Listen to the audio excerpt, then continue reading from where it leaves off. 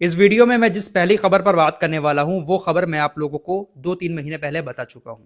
मैंने आपको बता दिया था कि पैन कार्ड को आधार कार्ड से लिंक करने की आखिरी तारीख 31 दिसंबर 2025 है। 31 दिसंबर से पहले पहले सभी लोग अपने पैन कार्ड को आधार कार्ड से लिंक कर लें। खबर मैं आप लोगों को 3 महीने पहले बता चुका हूं, लेकिन अब बहुत सारी वीडियोस सोशल मीडिया पर बनाई जा रही हैं और ये बताया जा रहा है कि जल्द से जल्द अपने पैन कार्ड को आधार कार्ड से लिंक कर लें, वरना आपका बैंक अकाउंट बंद हो जाएगा। आप बैंक से कोई लेन देन नहीं कर पाएंगे। जो भी आपके काम जो पैन कार्ड से होते हैं, जहां जहां आपका पैन कार्ड लगा है, वो सारे काम आपके बंद हो जाएंगे। आपका पैन कार्ड सिर्फ कागज का टुकड़ा रह जाएगा। दरअसल क्या है पूरा मामला और आप कैसे पहचान सकते हैं अपने घर बैठे अपने मोबाइल के जरिए कि आपका पैन कार्ड आधार कार्ड से लिंक है या नहीं है। आपने अगर लिंक कर भी लिया है, फिर भी जो प्रोसेस मैं इस मोबाइल के जरिए आपको बताने जा रहा हूं, सिर्फ 2 मिनट में आप चेक कर सकते हैं कि आपका पैन कार्ड आधार कार्ड से लिंक है या नहीं है।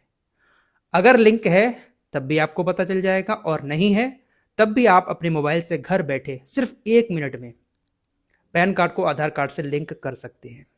एक तरह की ये केवाईसी है। हर चीज में जैसे अब आधार कार्ड को लिंक किया जा रहा है, जैसे राशन कार्ड है उसमें भी आधार कार्ड को लिंक कर दिया जा रहा है। हर जगह आधार कार्ड से हर चीज को अटैच किया जा रहा है। अब वो बात अलग है कि आधार कार्ड नागरिकता का प्रमाण नहीं है, लेकिन फिर भी आधार कार्ड को हर चीज से लिंक किया जा रहा है। ऐसे ही अगर आप अपने पैन कार्ड को लिंक नहीं करते हैं तो 31 दिसंबर के बाद आप बैंक से कोई बड़ा लेन देन नहीं कर सकते।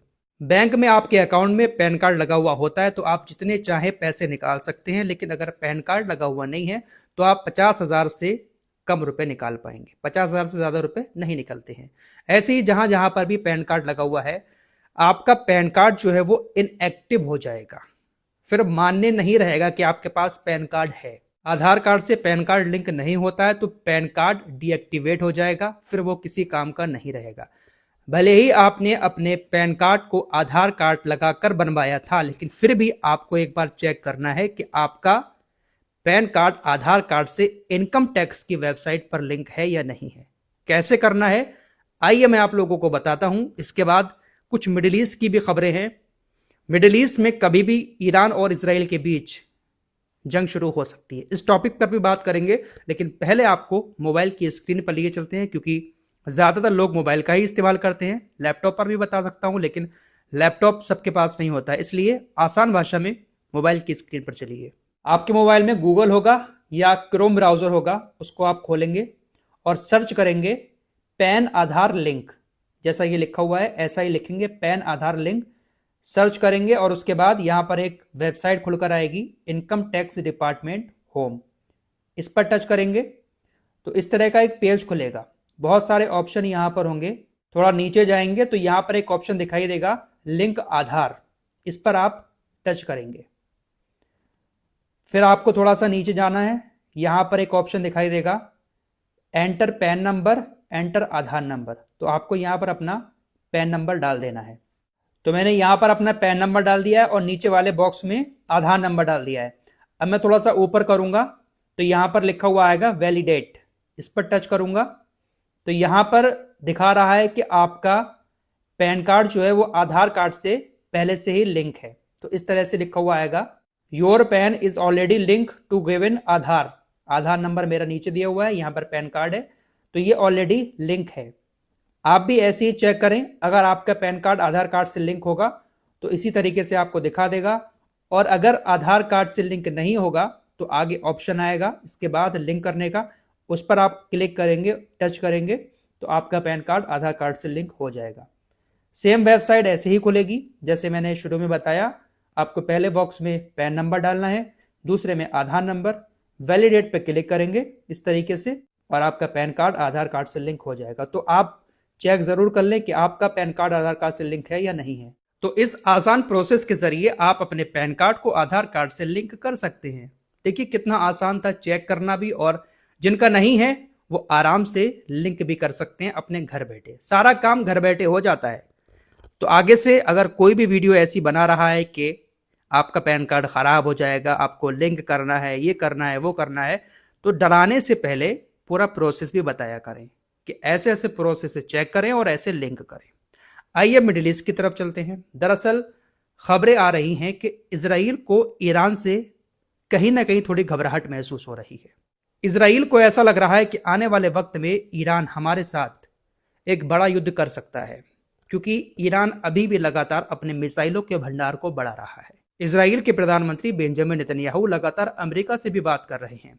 डोनाल्ड ट्रंप से उनकी मुलाकात भी होगी और उस मुलाकात में इस बात पर चर्चा भी होगी। मीडिया रिपोर्ट्स के मुताबिक डोनाल्ड ट्रंप से मुलाकात करने के बाद नेतन्याहू इस बात पर चर्चा करेंगे कि ईरान 2026 में इजराइल के साथ कोई जंग लड़ सकता है, इसलिए आपको भी तैयार रहना होगा। क्योंकि लगातार ऐसी खबरें आ रही हैं कि ईरान अपने मिसाइल भंडार को बहुत ज्यादा बढ़ा रहा है। इस साल जो जंग हुई थी उस जंग में भी ईरान ने बहुत सारी मिसाइलों का इस्तेमाल किया था, लेकिन इसके बावजूद भी अभी भी जो इमेजेस आती हैं, सैटेलाइट इमेज या जो खुफिया रिपोर्ट आती है, उसमें यह बात आती है सामने कि ईरान के पास अभी भी मिसाइलों का बहुत बड़ा भंडार है। इसलिए इसराइल और ईरान के बीच कभी भी कुछ भी हो सकता है। इसराइल की तरफ से भी लगातार यही कहा जा रहा है कि हम पूरी तरह से तैयार हैं।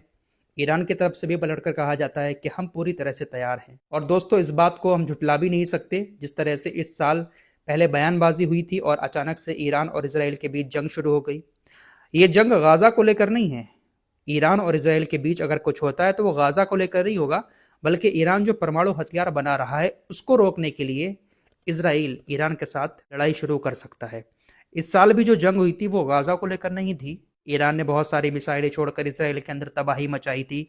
इसराइल ने भी बहुत सारे हमले करके ईरान के बड़े बड़े अधिकारियों को मारा था। तो वो गाजा के लिए नहीं था, बल्कि ये लड़ाई सिर्फ परमाणु हथियार को बनाने की थी।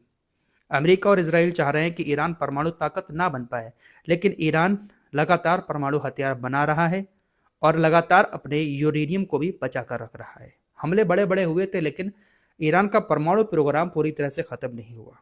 तो इसीलिए इसराइल और अमेरिका ईरान को परमाणु हथियार बनाने से रोकने के लिए किसी भी वक्त मिडिल ईस्ट में कुछ भी शुरू कर सकते हैं।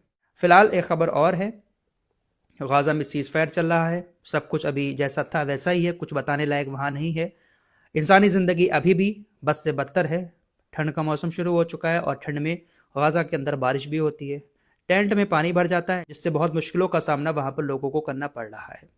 फिलहाल एक अंतर्राष्ट्रीय फोर्स वहां पर तैनात करने की बात चल रही है। पाकिस्तान भी कह रहा है कि हम अपनी सेना भेजेंगे। अमेरिका ने पहले पाकिस्तान से कहा था कि अपनी सेना को भेजो, तो कहा गया था कि 20,000 सैनिक पाकिस्तान के गाजा के अंदर तैनात होंगे, लेकिन अब 3500 सैनिक पर बात आ गई है। 3500 सैनिक पाकिस्तान भेज सकता है, क्योंकि पाकिस्तान के पास इतनी सेना भी नहीं है और सैनिक जो वहां पर जाएंगे उनको सैलरी भी कम मिल रही है, इसलिए इतने सैनिक तो नहीं भेजेगा। और अगर भेजता है पाकिस्तान गाजा के अंदर, तो हमास के हाथों वो मारे भी जा सकते हैं।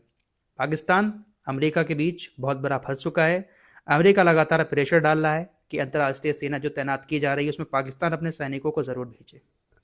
तुर्की भेजना चाहता है, लेकिन इसराइल उसके खिलाफ है। तो गाजा का भी कोई फ्यूचर सामने दिखाई दे नहीं रहा है।